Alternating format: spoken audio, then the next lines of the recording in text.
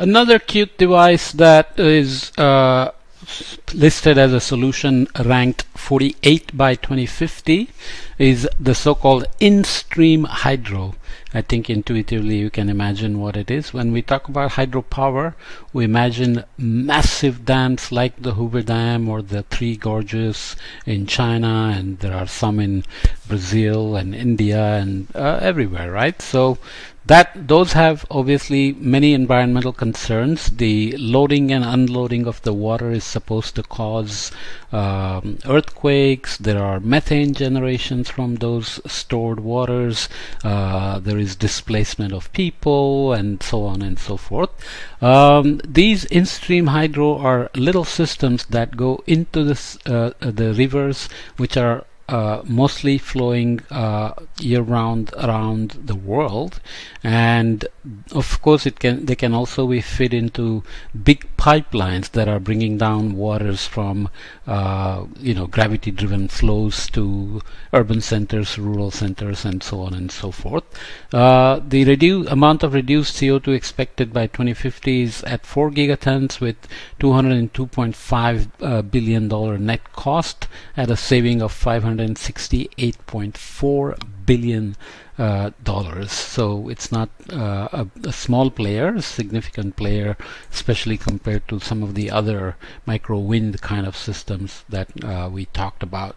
Obviously, when you put something into the stream, you have to worry about it getting clogged, the turbine system or whatever, the hydro system, but also about protecting the ecosystem that is living in the rivers, either the fish, the other sorts of species that are critical for the overall functioning of the biodiversity in these river systems, which are not trivial, right? So this is an example from this German company, which is showing a 5 kilowatt underwater generator. Permanent magnet generators provide three-phase AC power.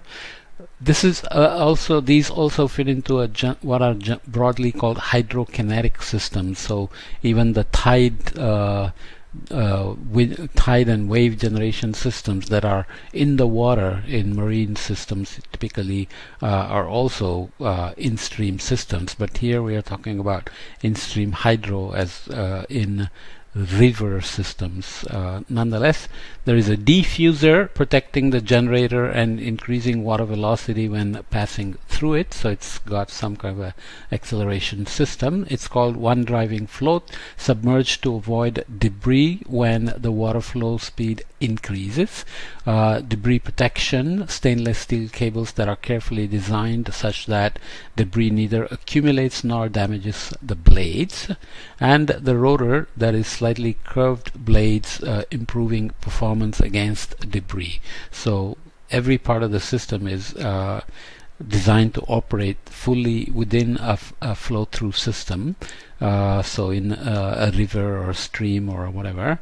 So this is showing an example of mini hydroelectric power station with 12 kilowatts of installed power, producing around 33,000 kilowatt hours of electricity per year in Bruton, Somerset, England.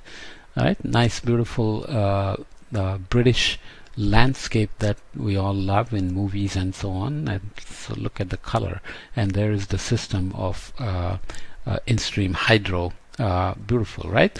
So if in-stream hydro grows to supply 1.7% of the world's electricity by 2050, it can reduce 4 gigatons of carbon dioxide emissions and save 1.8 trillion in energy costs. Communities in remote mountainous areas are among the last regions in need of electrification.